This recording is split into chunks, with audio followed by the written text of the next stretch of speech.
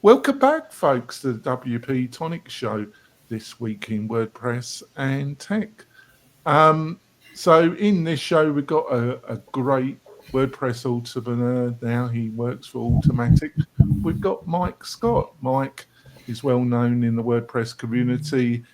He started a number of successful plugins, started with Social Gallery, then started the plugin and theme shop Epic, and also was involved in Zero BS CRM, which was sold to Automattic in 2019. So we're going to be talking about all things marketing. Is it worth even thinking about online marketing with the age of AI? And a load of other subjects about building successful businesses in the WordPress space. It should be a fantastic discussion.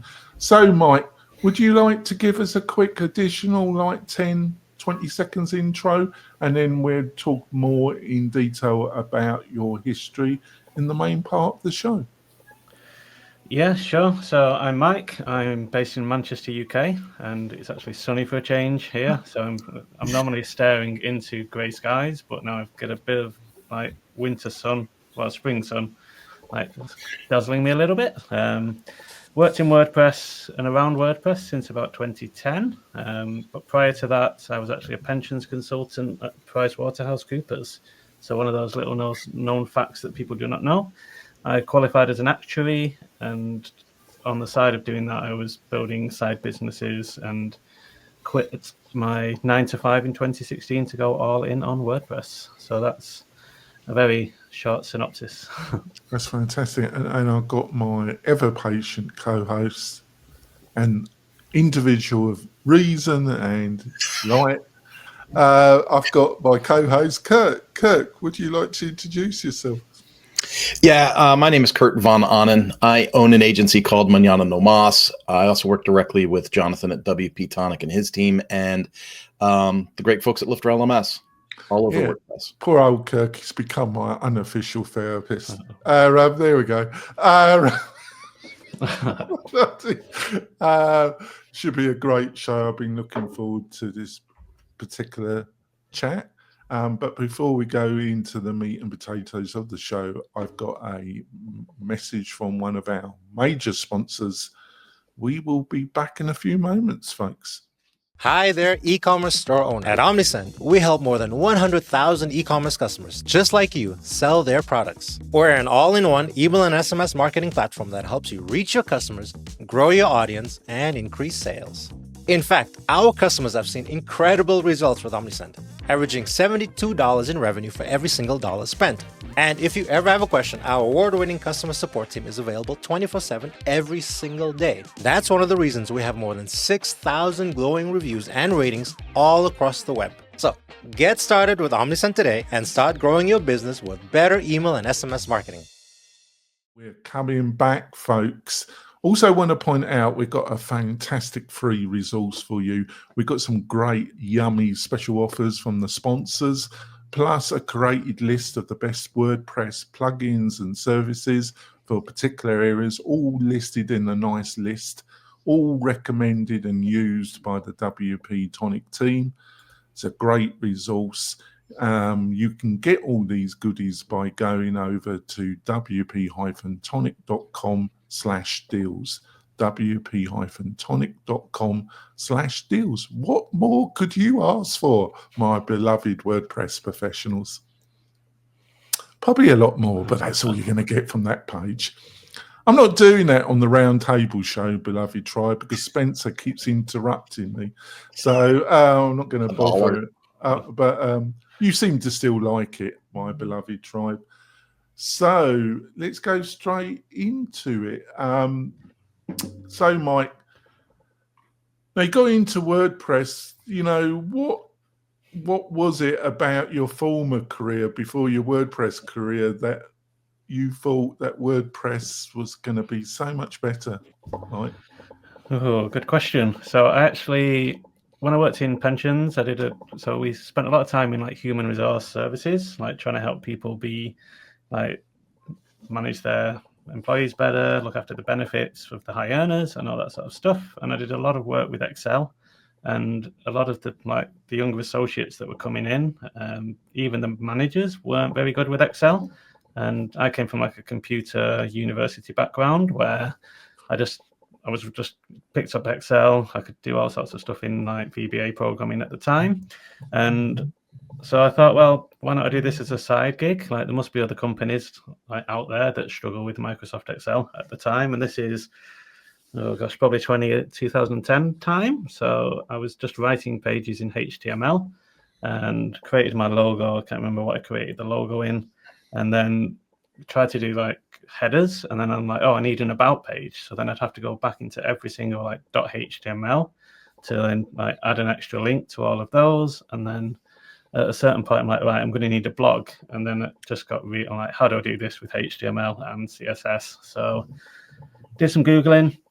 WordPress came up as like the only choice really as blogging software at the time. So I learned that. I set it back up on WordPress. So it was a lot easier to start adding content, start adding things like forms, all the type of stuff you want if you're trying to get leads into your failure of an Excel business. My domain was actually excel-lens, so excellence.info. So it was .info domain. I knew nothing about websites at the time, and that's how I got started there.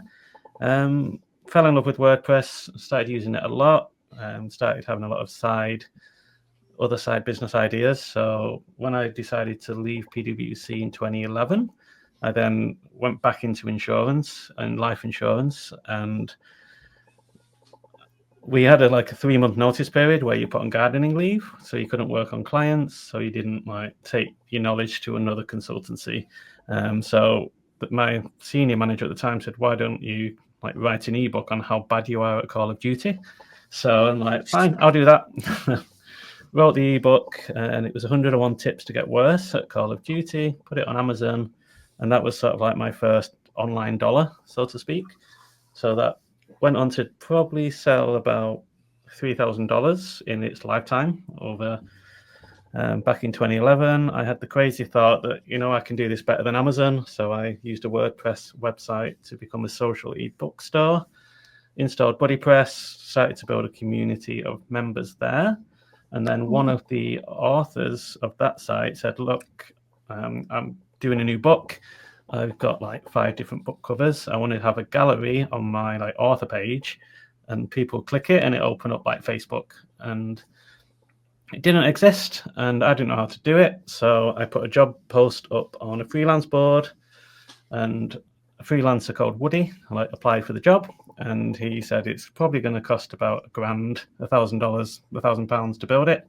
I'm like, I've not got that. No one's buying ebooks from my failed bookstore. So we did an agreement where he built it for free, and we sort of split the proceeds, put it on Cold Canyon, and that was our first bigger success because that took off quite well as a Cold Canyon product. It got us an elite authors probably in 2013, and at this point, then I was like, I like this as a and that's when that's when you got the taste for building pro plugins and other products on WordPress. That's where it started, really, Mike. It did. So it started with I'd not done a lot in PHP type coding at the time, but I'd done a lot in say VBA and MATLAB throughout my sort of degree. And then I saw I can make money with premium plugins. So then alongside, I kept in touch with Woody at the time, and we built a lot of we had little challenges where I tried to release a plugin, he released a plugin, and we tried to see which one would do best. I think we'll leave it there because we're starting to overlap into the next question, and I want to give that to Kirk. So Kirk, over to you. No worries. Well, Mike, I was listening to your answer, and I was just trying to put myself back in that headspace because I started working with WordPress in 2004. And as you were talking, I was like, the guy wants a gallery that opens up into Facebook and does that. And I'm like, and you're like, it didn't exist. And I'm like, oh my God, he's right. It didn't. And I think about where we're at now, right? So now we've got 60,000 plus things in the repository to choose from, right? Like WordPress does all this crazy cool stuff. So looking at where we were and where we are, like, what do you think are the major lessons that you've learned in launching a commercial plugin in a way that you could share it with our audience that might be thinking the same thing? Because things have changed a lot since inventing something that's needed. Absolutely.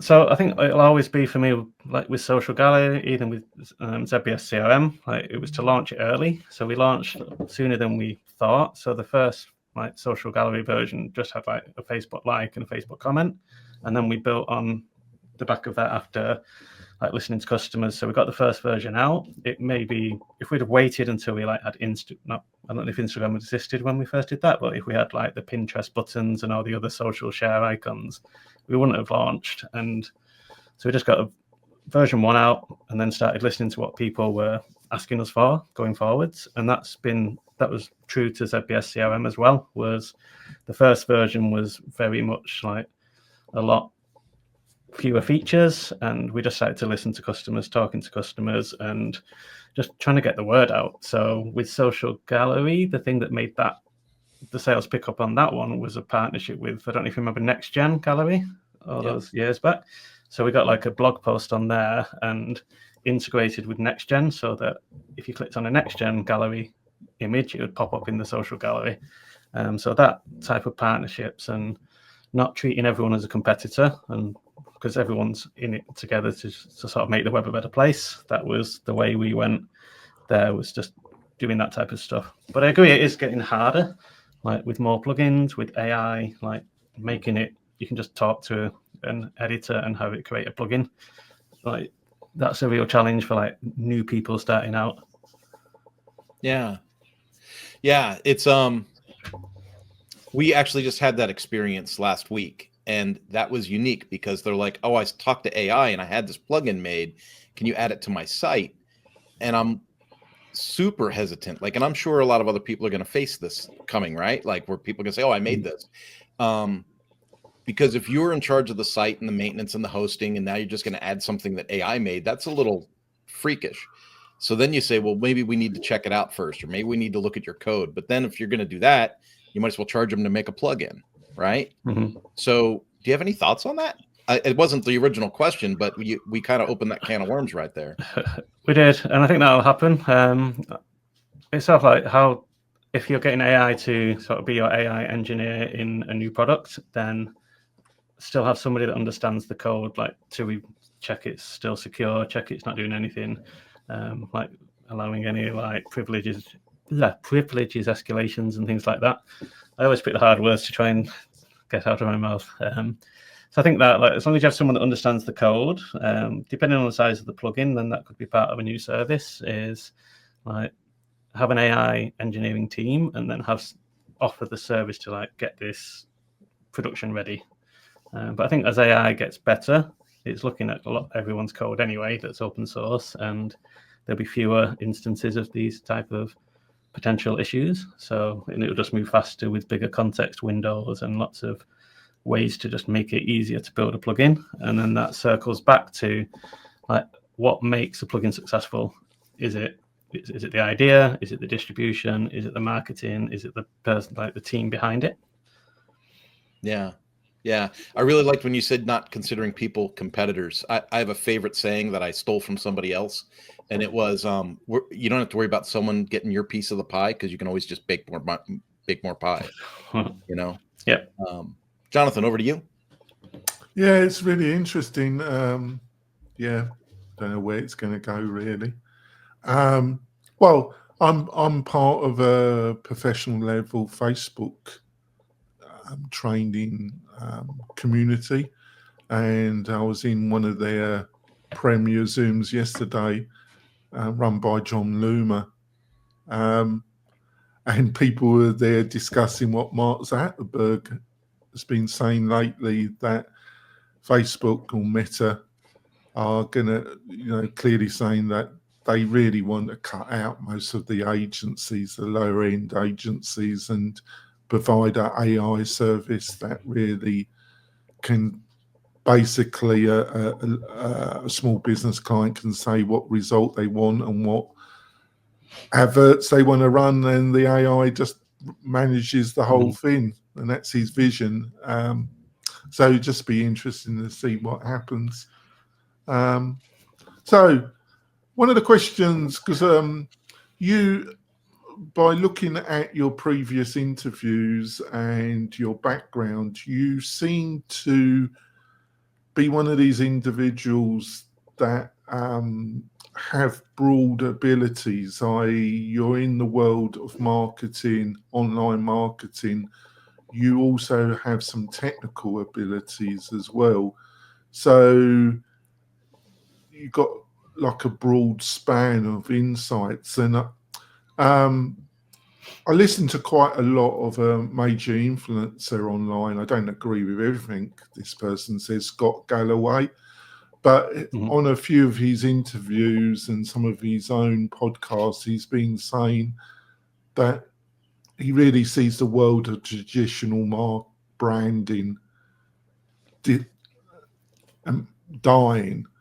And I just thought your own thoughts, but because I think I can see where he's coming from, and in some ways, I think it's already happened. But on the other hand, I think more around community and being foreign online influencers, which is a form of branding, is it not? Seems to have still growing, and there still seems to be a need for more of it from the consumers. What's your own thoughts about all this, Mike? Yeah, this was the question that gave me the most, kept me awake most at night, was like, is brand building still important? And I think if you look at some of the older brands in WordPress, like Jetpack's one of the first major brands that came out, and people either love it or hate it. And the people that hated it back in the early days hated it for a particular reason that may not be true anymore. And you'll have heard of these before, like it's bloated, it slows down websites. But then if you look at what's the shift where we did individual plugins, that's moving away now that it's actually speeds up your website with Jetpack Boost. There's lots of things there. So that brand building, I think, is still important. And it becomes like brand building, brand perception, and even for a company brand. But then also alongside that is now I think it's more important to have like personal brands as well. So like for yourself, if you're growing WP-Tonic, then to look at the person behind that and like what has Jonathan done, like what's he been involved in, has he been to communities, has he done speaking like engagements and things like that. So I think personal brand is as important as business brands, but I do think brand building is like, and brand marketing is still important as well from all sorts of brands, whether it be WordPress. And Matt tweeted a few days ago like asking for agencies that could help elevate the WordPress brand. And like the biggest example I could give very recently in my mind of like the brand side is the BYD car. So I'd never heard of BYD, and it was only when we were looking for a new car and we saw like it as part of Mercedes. We're like, oh, what's this? But then we started looking into it, and they've done all the brand marketing. They've got all the influencers talking about it, doing reviews, and like doing like the Hi BYD assistant showing the screen, and it's got all the tech. And then you look at the even deeper down like the rabbit hole, it's like it's now overtaken Tesla in revenue, and it's sold more EV vehicles. And I don't think that would have happened if they hadn't have done that brand building over like in particular where they originated from. So I don't think it's dead. I think it's just shifting that brand building will be easier with AI again. Like you can talk to various AI agents to help you like know what to do next. If you're stuck with how you get your brand to the next level, if you've got your brand perception in a particular place that you want to change, then how do you go ahead of doing that? So hopefully that answers the question. Well, it was a very broad question, and you really had a. I'm sorry to hear that I made you not sleep, actually, Mike. My own view about it is, I think in the Pacific, obviously Scott, when he was a leading consultant to very large brands and companies, the example he gave, the broad example, was taking a mediocre product and then using mass marketing and mass branding to get a premier margin on a semi-mediocre product. And I think he's right about it. The gist of it was that taking quite mediocre products and marketing them sophisticated and getting a much better margin than if you didn't do that. And the marketing was at such a lower rate that you still got an enormous payback. But I think that is probably dying, and was dying because you could just go on TikTok, you could just go on YouTube, you can just go on 1,000 different platforms and read reviews and what people are saying.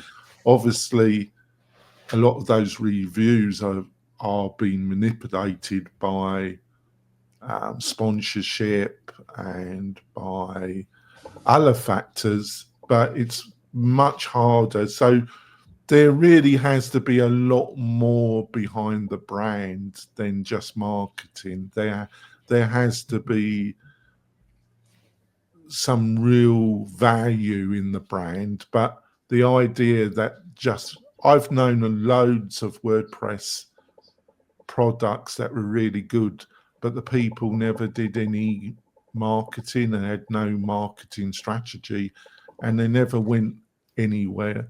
So what do you think about what I've just laid out? Do you think I'm on the right track, or would you disagree? I don't disagree. One of my favorite sayings is you can put lipstick on a pig and it's still a pig at the end of the day. Like, no matter what you do to it, if it doesn't have product market fit, then it's going to be harder to get those customers and things like that. So on the flip side, there's the good products that don't get the traction. I think it depends on the people behind it, and if they are comfortable marketing, comfortable talking to customers, because I think it all goes back to what does the customer want at the end of the day. So are you building your products based on like a demand and then going from that, or are you trying to drum up that demand for a product that might seem like a good product, but like there's not that customer demand and customers aren't asking for it? So back to the social gallery example, it was people were asking for it. We didn't just think, oh, we're just going to copy Facebook. There were people saying, I want this functionality on my WordPress website. And it was the same with CRM. It was, again, a number of people that were using it saying, I want to see everything in one place in my website. I'm spending all my days like going out quoting for building services, and I don't have time to essentially learn this complicated software. So we made a very easy version in WordPress, and it's that listening to customers and talking to customers, and then that word of mouth marketing that I think some engineers potentially don't like the marketing side of things. They just like to move on to the next feature and build the next thing and put the next plugin out. Yeah, what do you reckon, Kurt? Marketing is an elusive ghost for me. I get lost in it myself. I can think of two examples where I might not necessarily like the technique, but it's obviously paid off for them. And I'll pull some big names out. Like I bought a Grant Cardone book a couple of years ago, probably 4 or 5 years ago. No matter what I'll do, I'll never get off that man's email list. Him and his team of salespeople, it's emails every week and all that stuff, and it's super annoying. And I think that's from a developer's perspective or someone that's marketing a new product. I think they have that fear of, I don't want to be that person that everybody hates, right? For trying to be pushy for something they don't want. Mm-hmm. But you nailed it when you said, product market fit. Like when the product fits the market and it's a no-brainer, like, yeah, that's awesome.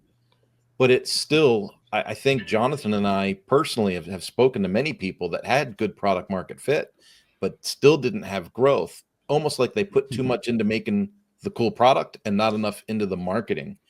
And I think nowadays it is really confusing for most people right now to go, okay, I built this really cool thing, or I am building this really cool thing. How do I get everyone to know about it? Even if I have product market fit, I'm not able to get the eyes that I need to get. Your example was the car. Here in the United States last week, a truck was announced called Slate. And it's a $20,000 EV, like a mini truck. And it's super, super cool. Like for 20 grand, it's amazing. But I knew nothing about it until last week. And then it was everywhere on X. And a bunch of people started talking about it. And then I didn't hear anything this week. But they made a giant investment, a giant splash in influencers and gross posting. And maybe that's just what it takes. Maybe you just have to really commit to it and really spend the money to get those eyeballs on it, and then see if it works. The reason I'm bringing this up, Mike, because obviously were you the founder or the joint founder of Zero BS CRM? Mm-hmm. Yep, we were. Do you think? Sorry. Go ahead. So it was me and Woody, the same person that did Social Gallery with. So it just spans backwards. But now, I don't know too much about this. Obviously, you sold it to Automattic in 2019. The things that we've been discussing in this first half, what do you think? Anything that we discuss on reflection applies to Zero BS, and if so, what were some of the lessons you could share with the audience around your journey with this particular product? Sure.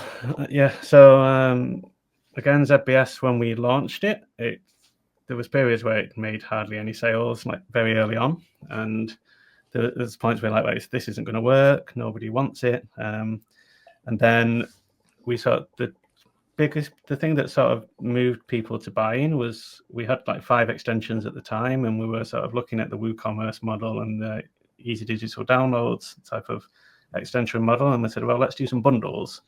And when we put the bundles in place, that then started to slowly like tick up. But we did also around that time like a period of just sponsoring WordCamps, and we went out to all sorts of WordCamp Nepal about like direct to successful products when we were still relatively low, and just sort of like trying to sponsor WordCamps, trying to just speak, I went to a number of local WordCamps and spoke to agencies and gave out business cards, all the type of stuff that is like it was out of my comfort zone at the time, was just going and trying to network with people to say, look, it's a new product, maybe give it a go, it's completely free.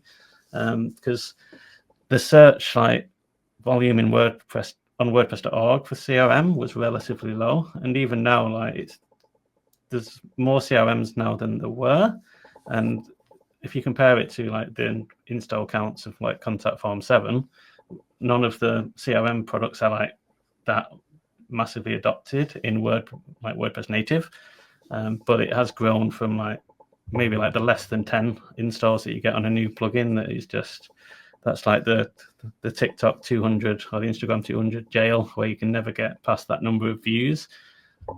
But it did slowly start to like pick up, and we got to about 1,000 active installs at the time of the acquisition, and then since then we're up at about 30,000 now. So we've gone up like a big jump since joining Automattic. So I think we could have, if we didn't join Automattic, like would it have been different? Would we have stayed low? It's really hard to tell. But I think the early things again was just going out and networking and like guest posts again, like we did with the Social Gallery and Next Gen. We spent probably about $500 at the time, which was a lot for us, of just guest posts to try and get on like WP Mayor at the time and WP Cube, all of these, like I don't know if you remember all of these websites back then, but we spent a big chunk of our money at the time to try and just get some search engine juice coming in, and I think that probably helped as well.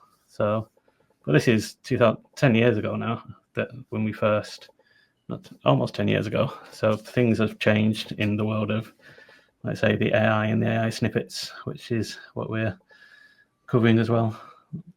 So how long was you running this particular product before you sold it to Automattic? So we started working on it in 2016, and then we officially launched in around June 2017. And then when we started to see sales pick up, we incorporated as a separate company in October 2017. And then we got acquired in the acquisition discussions probably started around February 2019. It was quite a quick acquisition process when we got to there. So all in, probably about 3 years of that, from idea to being acquired. Right, that's fantastic. We're going to go for our midway break. We've got a couple of messages from our major sponsors, and we'll be back in a few moments. Tired of hosting providers that can't handle high traffic loads? Conversio is here to help. Our platform can handle any amount of traffic, all without slowing down or crashing. With immediate Slack support, performance optimization, and a team that thrives on resolving technical challenges, your e-commerce business is in safe hands. Learn more about Conversio at conversio.com. We're coming back. We've had a feast of knowledge for Mike. He seems quite relaxed. It hasn't been too painful, I don't think. But it's been a great discussion so far. I just want to point out that if you're looking for a great hosting provider, much more a real partner in really building out membership community websites or any big project, why don't you have a look at what WP-Tonic's got to offer? We're much more than a hosting provider. We're a true partner. You can find more by going over to wp-tonic.com/partners, wp-tonic.com/partners. And if you've got any additional question, you can always have a chat with me. What more could you ask for? Over to you, Kirk. $1. Anything. He'll pay me not to have a chat with me. He's got to the stage. He thinks, should I pick the phone up? This next question, it's almost like we're just extending the conversation from the first half of the show, but I think it's a little more specific, and that is someone's new. Right. So we talked about, how did you market this? How did you market that? But someone's new. So have you got any insights on brand new WordPress or SaaS product? Like, how does someone get that traction? We talked about product market fit, and then we mentioned a couple of like outlying cases where people just, really doubled down on social stuff. But bare tactics, right? You've made your WordPress plugin or your SaaS product. How do you just get that first bit of momentum and get going? It's hard. It's like if you want to do that, like be ready for like maybe a year of nothing. I don't know. Maybe that's a little bit pessimistic, but like don't be expecting to get like thousands of users like as soon as you put your first post out. It took me quite a while with, but when I did it with the plugins, we were quite fortunate, and Code Canyon at the time was a decent marketplace. Yeah. But since like Envato Elements and all things like that started coming out, and I've got a post on my Epic Plugins blog about like the fall of Code Canyon. I didn't title it that, but it was an open letter to Envato that actually ranked higher on Google than when you search Code Canyon than Code Canyon did. So that was quite an interesting piece where it's like it's not the same as it was. And even product hunt launches, I've got another post on Epic Plugins where I sort of looked at how I got ZBS featured. And there was a lot of work there to sort of, I was tweeting near AL, who at the time, who's the author of Hooked and Indistractable. And I'm just like, I've just read your book. This is great. I've just launched this product. So we did a lot of things around like the teachings from your book in this product. So I'd love it if you could give it a retweet. And he did. So that I'm like, wow, I wasn't expecting that. And he popped over and he upvoted it on Product Hunt at the time as well. So I think starting out like that, you have to try things like that, like things that don't scale. Do a lot of manual like one-to-ones. If you get people using the product, say, look, I'll spend an hour with you just to make sure you can understand it and I can understand the sort of pain points that you're hitting. Yeah. And just so I was quite fortunate that I had a bit of a I had the money coming in from Cold Canyon, but then I was also freelancing as well and building WordPress websites and talking to people at the same time, and then pushing my solutions as well at the same time. Because it's like, this person needed a gallery. I'm like, well, why don't you use this social gallery? I can get you, I'll give it you for 50% off, or things like that. So that was quite a nice way of doing it. And even in the early days of CRM, it was a similar tactic where we'd sort of listen to customers and they'd have a particular idea, and we're like, well, we can work with you on a freelance basis on that, and then that money then helped us put it into like the wider marketing budget that we had to try and grow the actual products. So we used to do a thing where we'd say, like, it's a great feature, but it's very specific to your use case, but more people might be interested, so why don't we knock 50% off the development costs, and then we'll launch it into the bundle, and then you don't have to pay for any maintenance or anything going forward. So that it was sort of like a nice way that they got what they wanted, but it also enhanced the product at the same time. So I think if you're just trying to do a product without anything else sort of backing you up, it's going to be a lonely road. But if you can sort of try and, like, if you're building websites, if you're doing other things that you could also like talk to people about your product as well, that would be a way to get it going. So that would be my advice there. I wanted to jump in with a follow-up question on that. How many people do you think that develop a product get nervous or second guess the price and start hacking away at the price as the possible solution, rather than realizing they failed at the hard work of promotion? Probably a lot. I think we probably underpriced CRM at the time, like when we first launched it, and it's still like a really good deal now. If you look at CRMs, it's $200 a year for access to everything, and like, I think even now that's probably we could increase those prices. We've not increased them for years because it's. I think you got it dead on. Like, I think you mess around with the price thinking that's the problem, and it's more like the distribution, it's the talking to people, it's the adding the extra thing, potentially adding the features, or is it just getting that tweet from like an influencer to help lift your brand? And then you can always change prices later if you. Another price related question would be, what are your thoughts on the freemium example? Like, hey, here's a core piece for free, and then it does these extra 6 things for $200 a year. That's pretty much the only pricing model I tend to use for most of the products we've done. So ZBS was slightly different. That it was a core, so we sort of framed it like WordPress itself. Like, there's the core CRM with all the plugins that you could add on.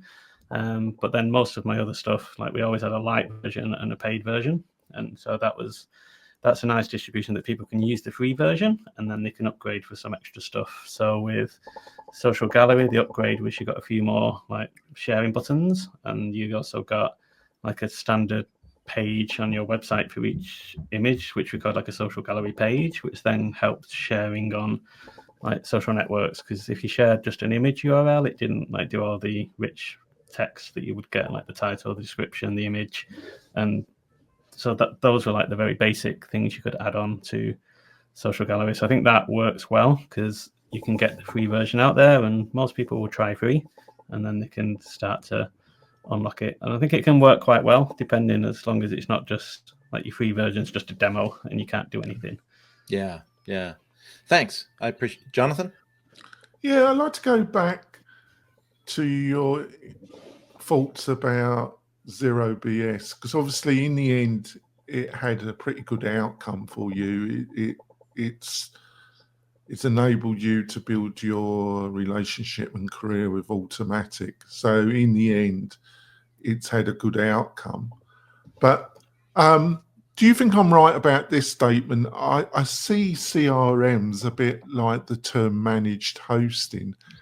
It's become a diluted term to the level where nobody really knows precisely what it means. And what I mean by this, Mike, is a CRM. A CRM can be like Salesforce, very about the management of sales teams,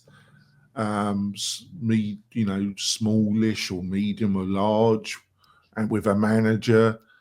very sales orientated with around details about customers, and then you can have a CRM that's very marketing orientated around landing pages and triggering marketing automation. And then you can have a CRM that's even bigger on that.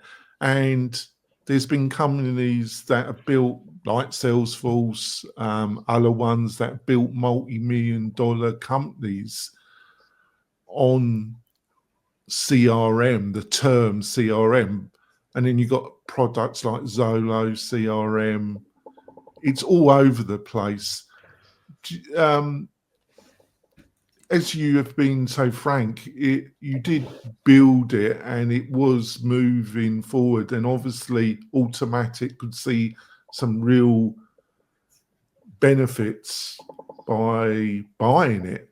But do you think what I've outlined about, I've never used it, so maybe you can, where would you pitch what you were trying to do with it and what it did in what I've outlined? And I like your thoughts about what I've outlined. Do you think I'm right that it's one of the problems in trying to get traction in a CRM? Is it organizational, or is it really a term around getting leads, getting actual customers? Because it's a very broad church, isn't it? Yeah. Welcome to the last 10 years of my life, Jonathan. Yeah, so I'll get by your response. So I was quite right about this thing. Yeah, so I've known my wife for 10 years, and even now she's like, what the hell do you do? I'm like, CRM. And she's like, what is that? So I think that's the challenge, is it's such a wide term. And even when people, like, we probably get, I don't know, this is probably being, again, lowballing the numbers, but at least a couple of feature requests a week for CRM. And a lot of them aren't CRM, and it's so wide ranging that they want it to do like employee leave management. They want it to do performance reviews. I was like, that's not a CRM. So a lot of it is like people are trying to grow the business. When you think of like the outcome of a product is what it was trying to do with this solution. And we went with CRM because like we wanted a way for leads to become customers. So that's like the main thing. It's like you have your website, you've got a form, you want a lead, and you want to then convert that to a customer if you do that. So I think that was a thing. It's only the first time I've interrupted you during this interview. No, because I'm trying to cut down interrupting. So really, you were more into, and I like your response, you were more in the area of what Fluent CRM does. Is that correct? Not quite, no. So Fluent's very much marketing or automation side of things, whereas we were essentially aimed more at like the small businesses and the people trying to like get out of the spreadsheets, get out of like the thousands of notes on your desk and just say like, get yourself organized, get the data you want from your forms into your CRM. So more like Zolo, maybe. Zolo? Do you mean Zoho?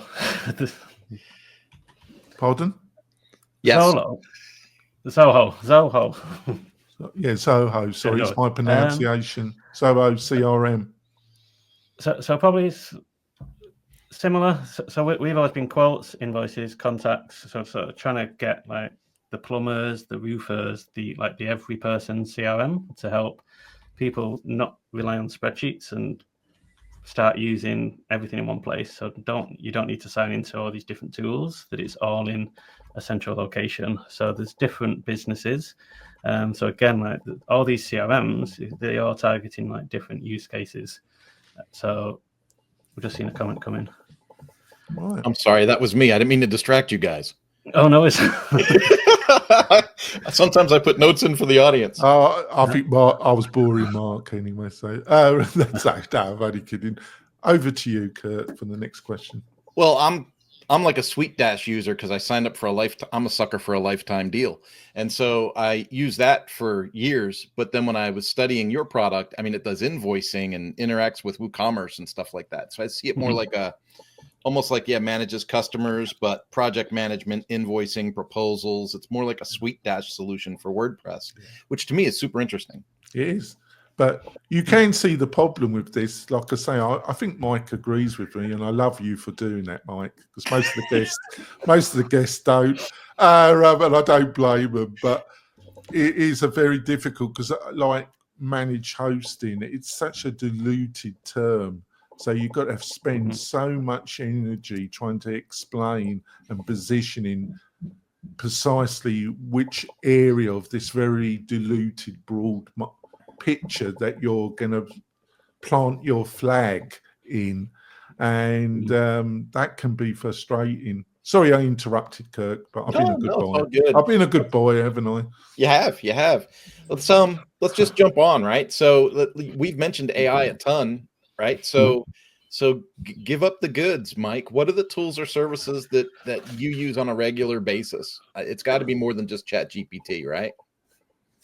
It is, yep. So I use quite a lot of AI and coding editors now. So I still tinker around with like learning different AI tools, and things like N8N is quite a nice one to sort of get your workflows running. I've been using ClientBot, which is quite good for.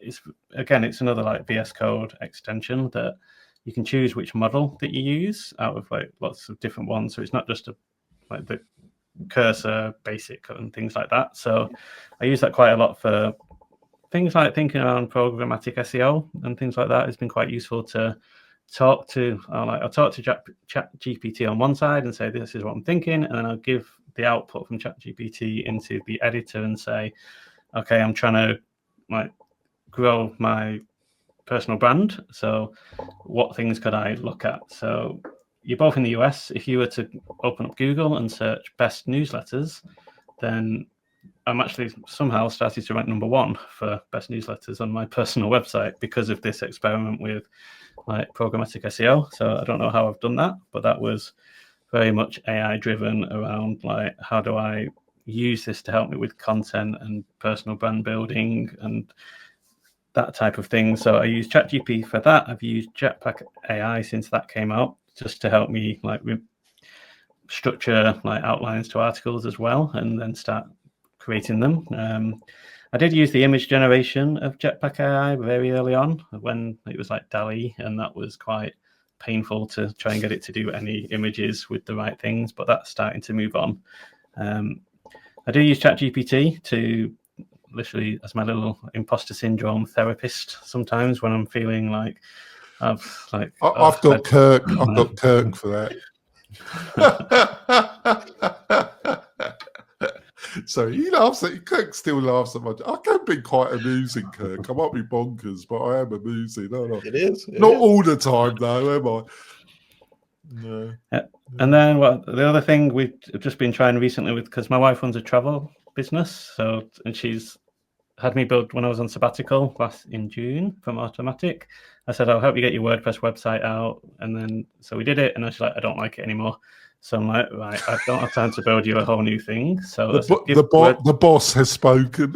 Has spoken, yeah. So she's got this idea. Radical, like a web project. Yeah, so I'm the CTO of her travel business. I'm like, I didn't sign up for this. I said, give like the WordPress.com AI builder a try, because you can chat with it, you can do all the images and things, and you can learn a little bit as you do it, because she is a complete beginner. So she's been really enjoying that side of things. But I'd say they're the main things with AI that I use for now. Anyway, I am wanting to experiment with HeyGen. If you've ever heard of HeyGen for doing like videos and like tutorials and things. So I tried it a while back, and it was eerie in that like the person wasn't breathing.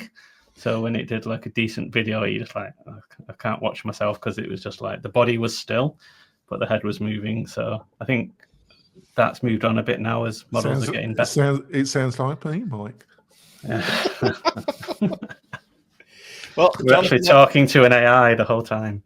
I think a lot of the audience would want that, actually, but there we go. All right, let's move on because You're it, Jonathan. so if you had your own time machine or TARDIS, Doctor Who, I'm showing my age, and you could go back to the beginning of your career and just have a quick 5-minute chat with yourself, and there was like one little tip, insight you would like to share, is there anything that comes to your mind, Mike, apart from not coming on this podcast? No, this has been good. Because my career has been like split into two. I'm going to probably say two little tips. So my first one would be like, don't commute to work if you can help it, because that has been that's since I left. I've been working remotely since 2016. We spent 2017 and 18 traveling the world on a honeymoon, just working from everywhere. And thinking back to it, like when I was working in an office, I would probably spend sometimes 3 hours a day sat in a car, and I think over the period that's a lot of time, and it's a lot of money in like petrol as well. There were no, so that would be my first thing. Is that's gas for remote. our American audience. When I go back to the UK to see my family, they think I speak American now. I got told off by my older sister when I started using terms like gas and other terms. She said, "What the hell are you saying?" But I think I'm still very English, actually. So it's commuting. It's keeping away from the commuting. That's the main thing. Yeah, so that'd be one tip. And then so back to like how American have you become? Do you say aluminium still, or do you say aluminum? Oh, That's aluminium. I can't even pronounce aluminium. I do have a speech. I was going to say defect. It's not. I have. I have a slight problem around that on certain words, but I could be very fluent in other words, as Kurt will say. I think it's time to wrap up the podcast. Are you up for another 10 minutes, or do you have to clear off? No, I'm good. Right, because Kurt's got a hard deadline. He's got to go off and runs another online forum or whatever. So we're going to end the podcast. So, Mike, what's the best way for people to find out more about you and what you're up to? Sure. So I say probably the easiest way, you can just find me on Twitter. So it's at MikeStottWP, and then my website is just MikeStott.me. So it's nice and easy to find. Or you can Google best newsletters and get there that way. Will be. And Kurt, what's the best way for people to find out more about you, what you're up to, and your latest thoughts? I keep seeing people say find me on X, and I agree, I'm there. But my main thing is LinkedIn. I'm the only Kurt Von Onen on LinkedIn, so you got me. You got him there.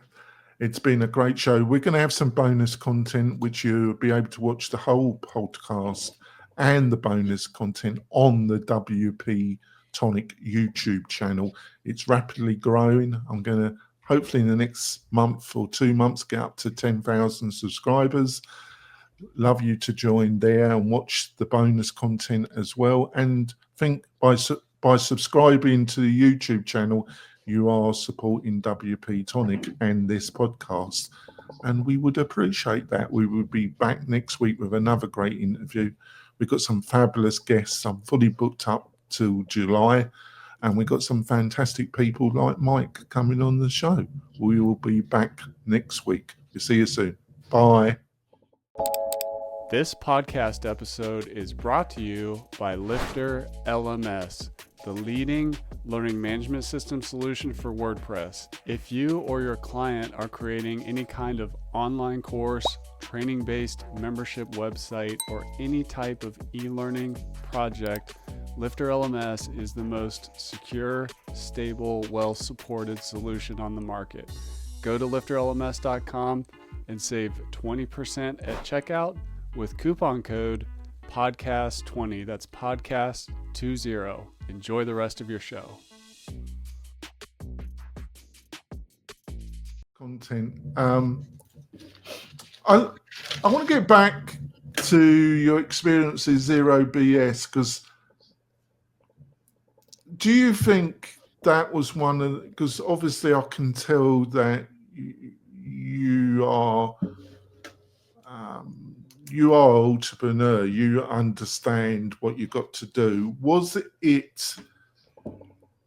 one of the things that was slowing its growth? It was coming, and obviously Automattic could see real value with it. But was it that whole thing about being able to explain what it is quickly? Because if you're dealing with a complicated thing like a CRM, and you've only got like 20 seconds to really hook somebody without misleading them, and trying to explain in language that really means something to the target audience and hooks them so they stay on the page and read more. This is difficult stuff. This is not easy.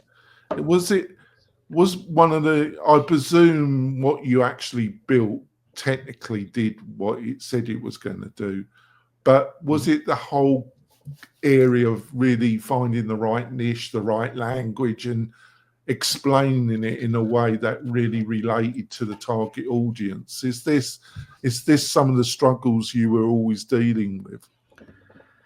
No. Go on. It's a good question. So it was just the people side of things. So we were at the point where we were growing fast. We were trying to hire a support person. We were struggling to find an engineer. And then we just got an email through from Automattic to say, let's explore collaborations and partnerships. And we just went from there. And then it just turned out that an acquisition would be a good fit. So that helped the products, and like we weren't thinking of exiting. We weren't going to like various people. We didn't put any sort of like tenders out for other companies to bid for us, because we always said like if we were to ever exit, like it would have either been to someone like Automattic or someone like Basecamp at the time, because they like very much remote work. So it was very much like it just seemed a good fit. Like everyone we spoke to at the time was super nice, and they still are. Automattic's a great company, and it also like sort of fitted in like at the time of my life where like we just got married, we were expecting a baby, we needed that stability as well. So and like being approached to be acquired by Automattic didn't happen very often either. So it was one of the things. Well, it's a great achievement. It's a great achievement. Yeah. So I got that bit wrong. So you did find that you had found the right target audience, and was it around what it basically does? It's more about being your central hub to allow you to organize your small business, So we always targeted entrepreneurs, so like people like ourselves. So back to like use the product yourself every day was our main thing. Like we didn't want to have a product that we never used, so we were using it every day. We were improving it for ourselves every day, and our target was always entrepreneurs trying to get their business off the ground, trying to get started. So it's a very fitting like conversation to this. But I think like the wider, like there's a ton of entrepreneurs out there that probably don't realize they could benefit from using Jetpack CRM. So at the time it was ZBS CRM because we didn't want any of the BS that were in the bigger ones. So we just aimed it at that. It seemed to resonate. The name seemed to resonate with entrepreneurs, but maybe not so much with bigger companies that were like, I can't sell this to my boss because it's got a swear word in it. So like a lot of the back and forth there. And I think that's still a challenge even to this day is how do you get a website to realize that they should probably use a CRM? And like even when I said my wife's got a travel business, she's writing quotes, she's sending invoices, she's trying to get leads. That's what she's trying to do. But then she's like, isn't sure she needs a CRM. So then unless I'm sitting down and like concierging her through the process and saying like, connect your form here, and then it'll text you when somebody fills the form in, and then you can go and reach out to that person. That's the sort of benefit of doing it, that you're seeing everything in one place.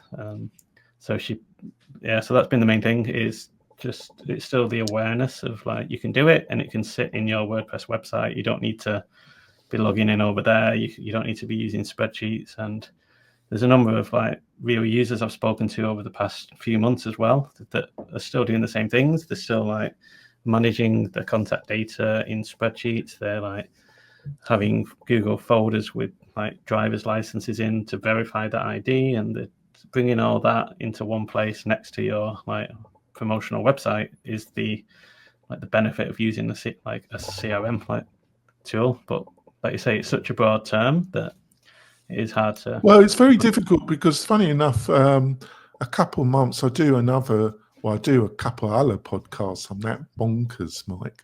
I actually have a product which is a CRM, but it's in the real estate industry sector. And we would do in the podcast, we were doing a review of 3 CRMs, not solely aimed at the real estate market, but the broader market that might be adapted for a real estate agent. And it was quite surprising that there is a lot of competition in the sector, but a lot of it is really very rubbish. Even their websites. The one that I think it's ClickBank. They do a good free version, but the problem is they've thrown everything in it. So if you're just average small business person and you logged into it, there's so much in it, and you find that with a lot of CRM systems, they are truly feature rich. And I'm going to pronounce it. I was confusing you with my pronunciation. Zoho CRM. Yeah. That's similar, but Zoho, the company's got so many products. Some of them are quite good. Others are very mediocre. Others are pretty good. And I think they're CRM, but they've got all these add-ons, and the free product has some very arbitrary restrictions on it that don't totally cripple it, but really don't make it as useful as possible. So it's a very competitive market, but in some ways it isn't as competitive as people think, because I still see a load of opportunity there. What's your own thoughts, Mike? Yeah, I agree. So again, back to like my wife's example. So there's 150,000 independent travel agents that across like the US and the UK as part of the company that she affiliates with. So it's more popular in the US, but those 150,000 travel agents all need a easy to use CRM. They need a website where people can book it. And so if you look at this, like if you add up the installs of all the WordPress CRMs, that you're not even going to hit that single vertical use case. And then when you look at all the plumbers in the world and all the builders and all the people that like never get back to you with a quote, like all those people can benefit from moving things online and being reminded. And even as AI starts to build into that type of software to say like, okay, you've not followed up with this person, let me do it for you. So I think there is still a lot of opportunity, but it seems to be slower. I was expecting it to be faster. In like when we created like the WordPress CRM, there was very few CRMs, and even now it still feels like there's a lot of upside potential when we start getting all of these small businesses off some of these tools like ClickFunnels and things like that and onto WordPress and onto a CRM for the business, because that's what the 150,000 of these travel agents, they all get a website as part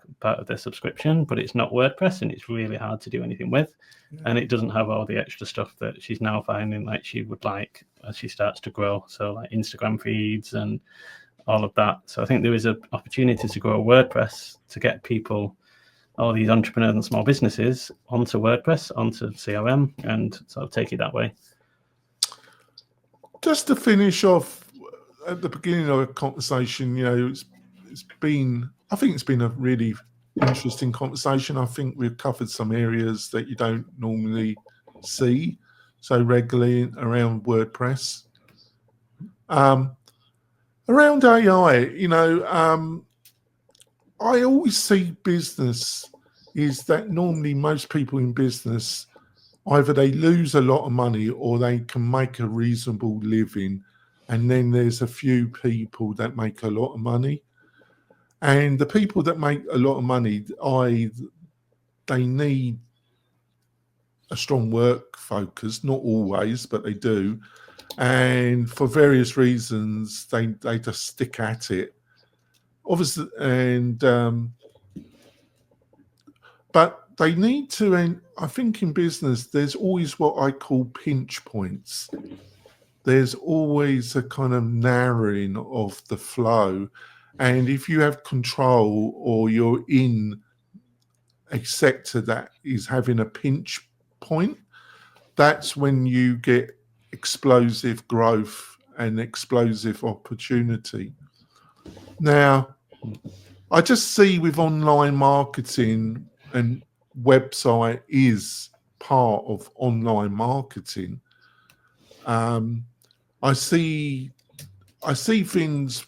I see AI as being a disruptor, and it clearly is, because the pinch point at the beginning of the late 90s, early 2000s, maybe even up to the mid 2010s. Having just a functional, decent website gave you edge. Then we had the rise of social media, which you know about because you built a good plugin. So social media became the thing, and it's still there. But around TikTok, around YouTube, where I think the actions of Facebook, Meta, Twitter, now X, around reducing organic reach and having to pay money. I think that's one of the reasons why Meta is really looking at cutting out the small business agencies that are running campaigns for smaller businesses, because they can absorb that margin, because Facebook has become so expensive to small businesses to get any reach that they've backed off on it to some degree. Where do you think the pinch point is going to be on online marketing? Have you got any view about this, or is it so up in the air still that there is no clear answer to that? I think it's just moving fast. I think what will happen is it'll be more important to own your own content. So have your own story on your own website, and then AI can help accelerate what you produce. Yeah. So whether that's like different like microsites for your business, whether it's different directories, whether it's like programmatic SEO parts of your website to get more traffic. I think Google will still send traffic your way, even in the age of like the AI snippets, where you might do a search term, but now you see maybe 5 websites that you go and visit instead of just the top one. So I think it'll help smaller businesses to have more importance on getting your website out there, getting the content out there, and just doing this marketing, doing this talking, and people like buying from people, like as opposed to just seeing a brand. Like I've seen a number of like tweets where people say, if you don't have an about page about you, then I ain't going to touch your product. Like I need to know who's behind it. I need to know if it's somebody that like I can connect with. And a lot of over the 10-15 years I've been doing this, like probably the number one differentiator is like the support and the ability to talk to the person behind the product as well. Like with the users, they much prefer that than just having this cool product that they can't get in touch with anybody with. They would rather choose maybe the not so cool product where it's super fast for support. They can talk to the people behind it. They feel like they're being like heard is sort of more important than that. And if you don't have your website with all of the background, if you don't start building up your like personal brand, then it's going to be harder to sort of build that trust and authority in whatever you decide to do. Yeah, I think you're really spot on. It's like wind against tide. We seem to have competing flows where I think people want.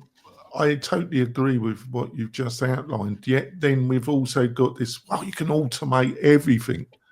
Automate everything. You don't even have to be a real person like me. I'm not real. So it's.